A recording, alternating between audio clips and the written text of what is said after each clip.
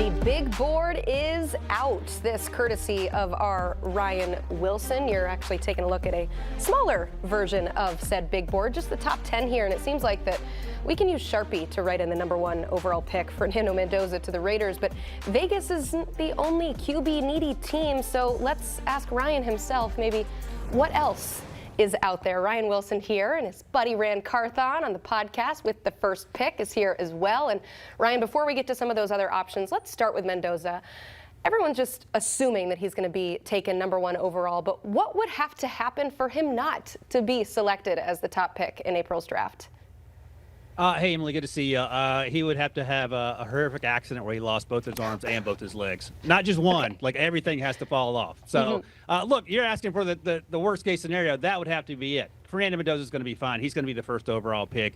And I think you're exactly right that you could write it in Sharpie. I did ask Rand this on the podcast a few weeks ago.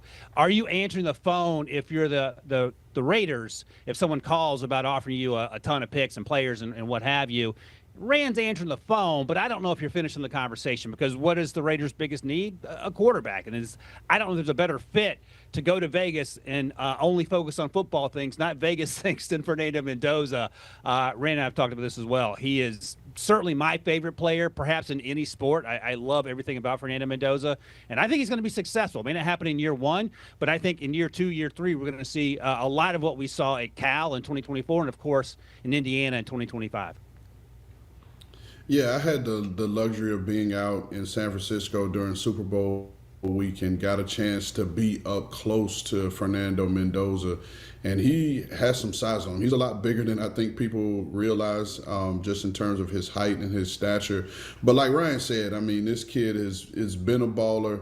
Going back to his Cal days, where he took an absolute, like, he was just punished at Cal in terms of taking a ton of hits, but he continued to get back up and continued to make plays. And when you think about him being the #1 overall pick, and in most cases you go to those teams who can't initially protect you the way that they'd like to, and so why not Fernando Mendoza? He has he has elite traits, and his elite traits are his toughness and his ball placement, which are two things you're going to need to play quarterback in the National Football League.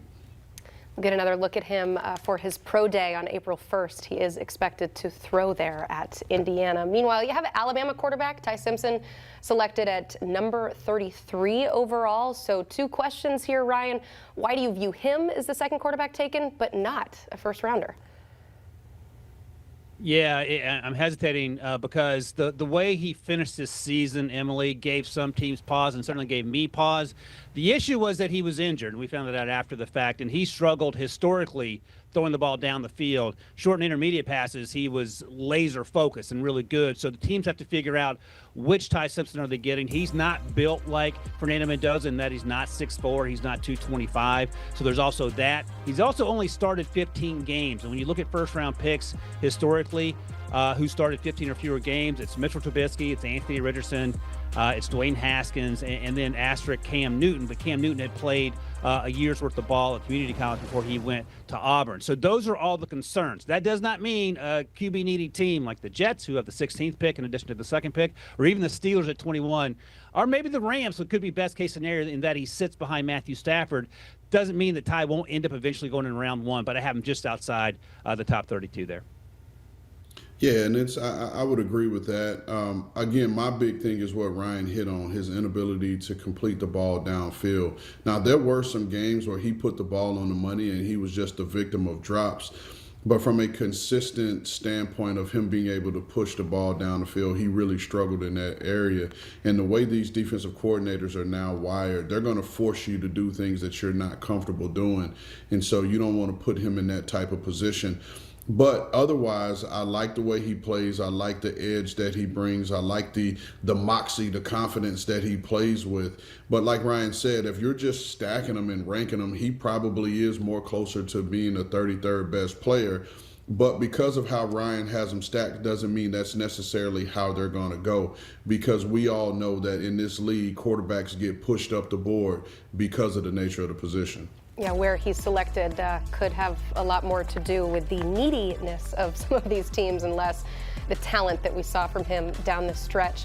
While we're talking about some of these teams that could need a quarterback, Rand, I know the NFL is paying very close attention to what happens in Trinidad Chambliss' eligibility case. That's tomorrow. So if the Ole Miss quarterback is denied another season of college football, he turns his attention to the draft. What do you view his outlook there?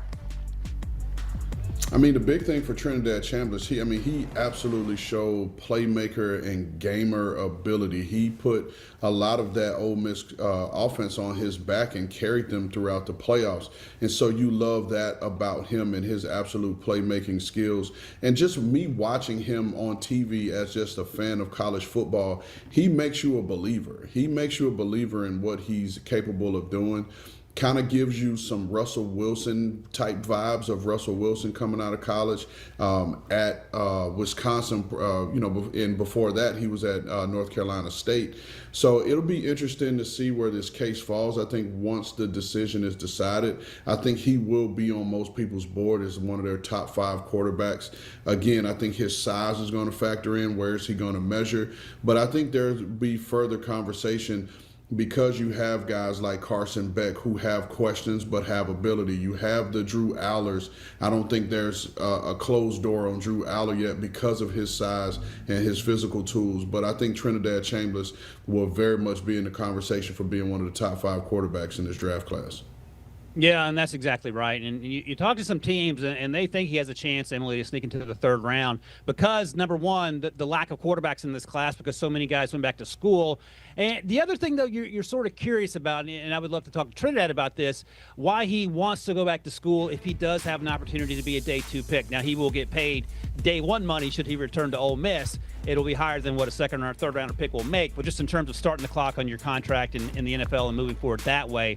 But I think if he comes out, the size, as Rand mentioned, is going to be a concern. But what Trinidad did, and Rand talked about this, he drugged that team up and down the field offensively, but he got better as the season progressed, and that's what you want to see when the stakes are highest. How's your game? Are you elevating it? And that's exactly what Trinidad did last season.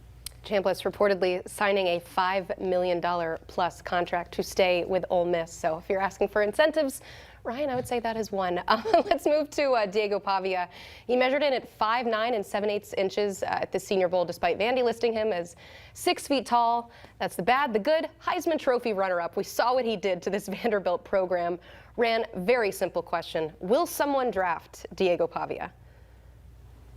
I think there's a world where it could happen. Again, we talked about with Trinidad Chambliss, the measurements are going to matter on the National Football League, because you got to look at it. How many successful quarterbacks have come in at 5'9" and 7/8"? And so that's going to be a real question for him. And the other, we talk about it even with some of these offensive linemen. We talked about it ad nauseum. I know University of Miami fans are hating me because I'm often talking about Ruben Bain's arm length, but the data says it. How many people have been successful at, whether you're talking arm length or you're talking about height of a quarterback, at 5'9" and 7/8"? There just haven't been very many to go off of. And so I think there is a world where he could get drafted, and a lot of that could be based too off of, do teams want to compete for him as a college free agent? Some teams that have multiple 7th round picks, you get into a point where you're looking at your board and it's depleted in terms of true draftable guys. So now you turn your attention to guys that you know are going to be outpriced in terms of their market for college free agency. And so you spend the draft pick on them so you'll be able to get them. Emily, you lived in Nashville. Rand lives in Nashville. If you, not even following football closely, if you thought that Diego Pavia was 6 feet, that's on you. You can't get angry about the fact that the man is 5'9" and change. We all sort of knew that based on the way he played. We know what he did at Vandy. Fantastic season there. Had a really good week at the Senior Bowl. But I think Rand's point is one that we're going to have to revisit, in that he, measurables-wise, he does not look like an NFL quarterback. That does not mean he cannot play in the NFL. His path is going to be a little bit more difficult than if he were, say, built like Drew Aller. And by the way, there is no tougher man in college football than Diego Pavia last year. If he had Drew Aller's frame, we're legit talking about him as a first-round pick, given the way he competed and played last year. So I think Rand's right. There's probably a late day 3 possibility that he gets taken. Haynes King is going to be in that similar conversation. He's probably a little higher upside, also an older player. But you want Diego Pavias on your team The issue is finding fits for him and where he can contribute and, make those game day rosters on Sundays. And of course, he was asked about it at the Senior Bowl, and he said, "The NFL likes winners, and all I do is win." That will be the first of many times his height is brought up in questioning. Ryan, appreciate you breaking down some of the QBs in this 2026 draft class. The odds to go number 1 overall look like this. Tommy, you're more the betting guy. I wouldn't say the best value for Mendoza here at minus 7,000. You just avoid that entire market and you move on to something else you like. Okay, bet on something else. I do find it kind of interesting, though, that Trinidad Chambliss and Ty Simpson have the same odds at plus 7,500. So if we're trying to view what we think of these two QBs, something worth mentioning. But yeah, likely Mendoza going number 1 overall. Back here on HQ, CBS Sports draft expert Ryan Wilson has Ohio State safety Caleb Downs projected to go number 3 overall in the upcoming draft. You're looking at the safeties selected in the top 5 in the NFL draft. This would be the first since Eric Berry back in 2010, and it would be the highest selected safety since 1991. Eric Turner to the Browns. Let's welcome in Rand Carthon and Ryan Wilson to talk us through some of the fun things that we've gleaned from the brand new. I'm holding it up here, but I'm not showing you because you have to go check it out on CBSSports.com. But this is the big board, courtesy of our Ryan Wilson. Let's talk about the aforementioned Caleb Downs. Ryan, why is he worthy of a top 5 pick, despite, again, the phrase I said we're going to talk about a lot, which is positional value? Yeah, and he plays a position that isn't as valued as other positions, of course, not quarterback, not offensive tackle, not even cornerback or wide receiver. But, and here's the thing, this is going to be a recurring theme over the next 71 days till the draft, Emily. Rain and I will be fighting over these players in terms of who loves this player more. Rain is a big fan of Caleb Downs Carthon. I'm going to say this, and I just want to get Rand's reaction, because watching Caleb Downs, and we saw that graphic where in 2004 we saw Sean Taylor go incredibly high because he was that good. The year before that, Troy Polamalu went. The Steelers traded up to get him in the middle of the first round. Rand, I get Troy Polamalu vibes watching Caleb Downs. He is not Troy Polamalu, but I think he brings some of that to the game. And if you're getting 60% of Troy Polamalu, in my mind, he feels like a top 5 pick. It's funny that you say that, because I saw it was a podcast that Matt Patricia was on, and they were asking him for comps for different guys on the team. And I think that was Matt Patricia's comp for Caleb Downs as well. And so, I mean, it's gonna frustrate some people, and, because they're thinking about Troy as a pro. But the one thing that I love about Caleb Downs is I love his versatility, and no moment seems to be too big for him. We're talking about a kid who led the University of Alabama in tackles as a true freshman, as a safety.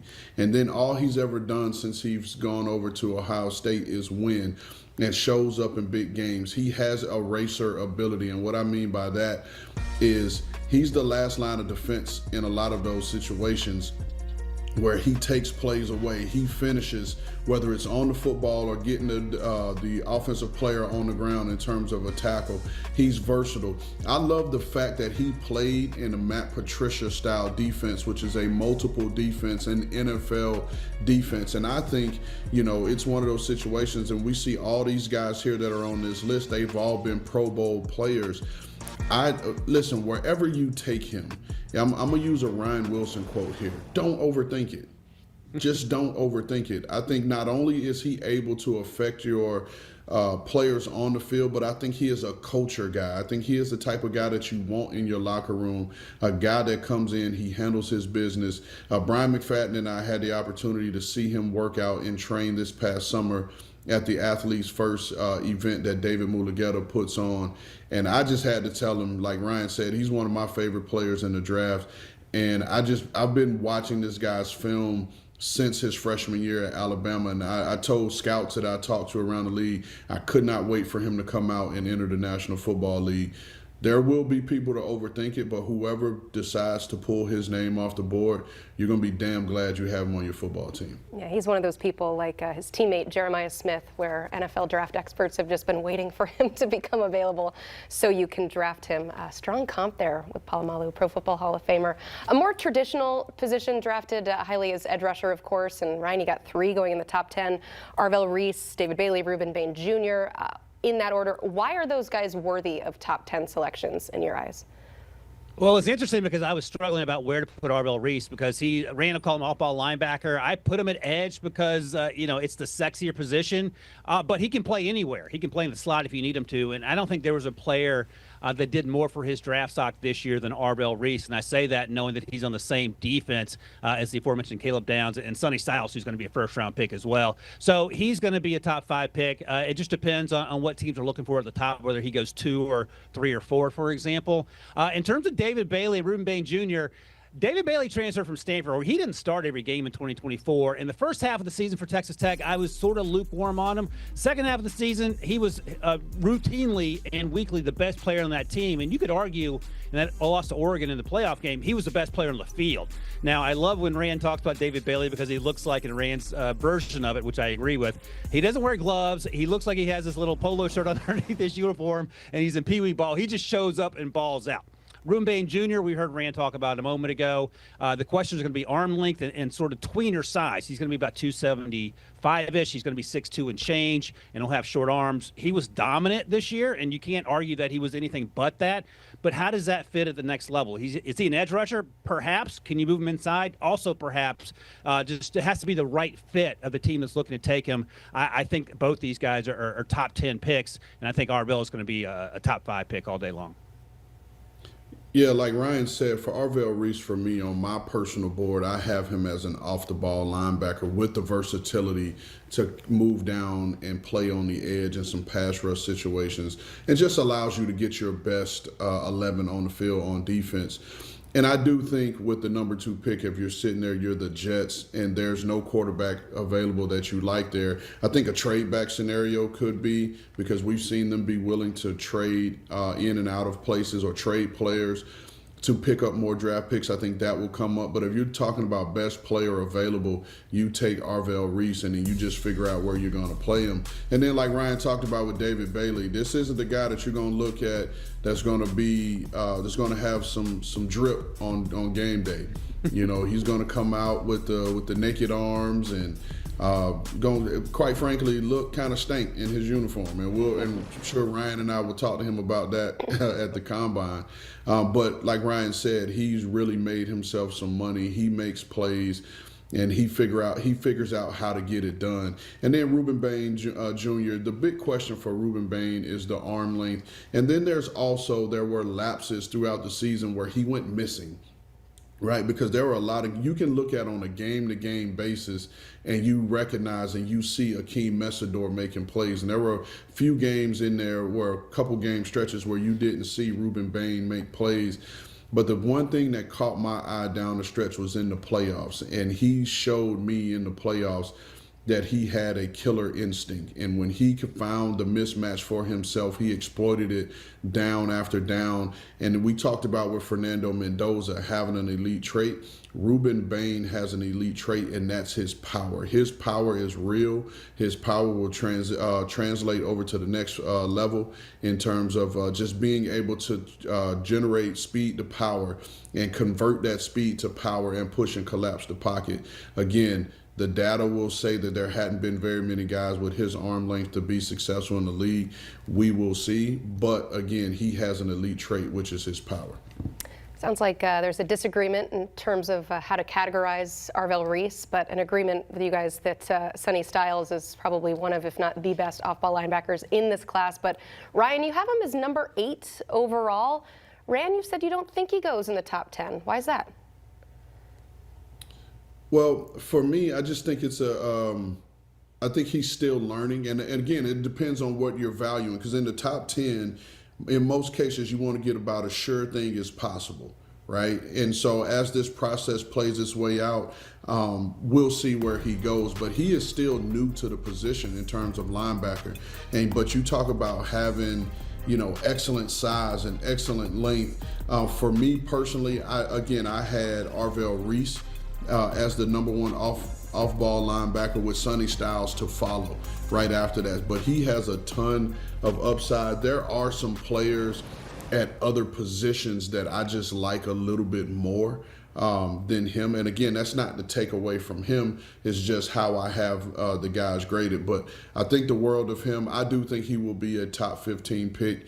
And again, we're talking about splitting hairs at this point, Emily. Ryan? Oh, yeah. I thought you were going to make a joke about. Explain why you got him at number 8. Yeah, I thought you were going to make a joke about splitting hairs, Emily. So I appreciate you passing on that one. That was a layup that you airballed that one. I let you two have your fun. I try to stay out of it as much as I can.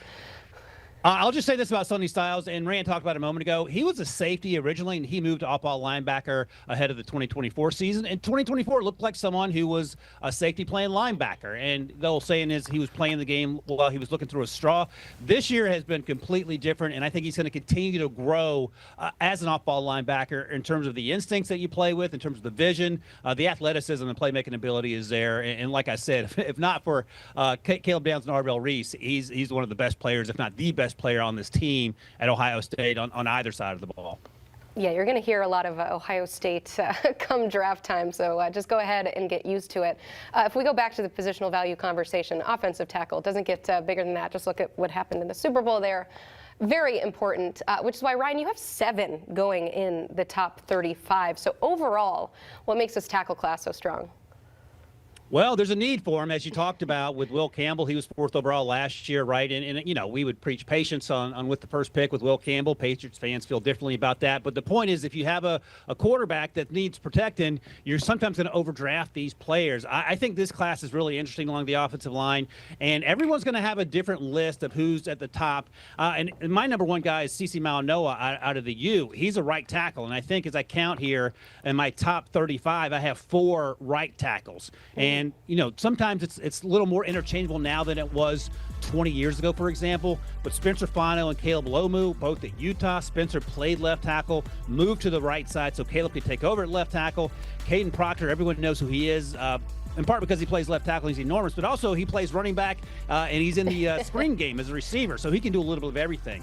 Rand turned me on to Monroe Freeling, the left tackle out of Georgia. I may be a little bit higher on him and Max Iheanacho, the right tackle out of Arizona State, than other folks. Max just started playing football at junior college, so he hasn't even played that long. And Blake Miller, the right tackle out of Clemson, showed huge improvements in 2025 based on his 2024 tape. So if there's a need, these guys are going to get moved up the board and likely be gone by the top 45, 40 picks by the time it's all said and done. So we're not technically including Caden Proctor in this wide receiver class, but overall, it seems like there's a lot of depth here, Rand. The highest drafted wide receiver in Ryan's mock is Carnell Tate from Ohio State. I told you you'd be saying that quite a bit. 8, though, in the top 50. So overall, how do we view this wide receiver group? No, it's a good group. It's a deep group, and you have a different variety of wide receiver depending on what you like. You have the guys that can stretch the field vertically. You have the bigger Z-type wide receivers that will play over the middle, and then you have the KC Concepcion types that are shifty, that are guys that can create separation. So this is a really good class. I'm more so interested at the top to see how people have Carnell Tate versus Jordan Tyson out of Arizona State and see where they have those two. Because I know for me personally, and I saw it a little different than Ryan, I've been going back and forth since the spring, last spring, with Jordan Tyson and Carnell Tate for wide receiver 1. You see a guy like Makai Lemon, when you watch him play, you can't help but see Amon-Ra St. Brown, a similar type player used in a similar type fashion. And even a guy like Chris Brazzell. I'll tell you this, Emily, it's usually pretty difficult to evaluate a wide receiver out of the University of Tennessee, and a lot of it is based off of the type of system that they run. A lot of conversion routes that they have to be on the same page as the quarterback.